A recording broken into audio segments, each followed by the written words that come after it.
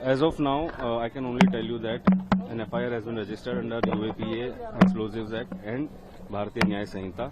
Investigation has been taken up, and there are many specialized teams of Delhi Police, FSL, NSG also here on the scene of crime, and they are lifting evidences possible to help in the investigation. So what was the route of the vehicle? Because some people are saying is no, we are doing investigation on it. अभी investigation बहुत ही preliminary stages के ऊपर है.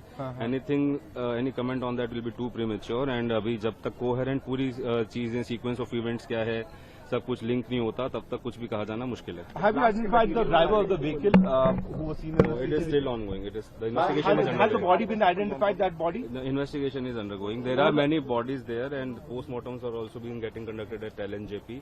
5 postmortems have already been done.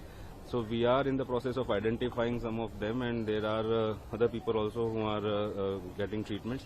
So as of now, what body and or anything related to that is still. Do you have unidentified bodies also?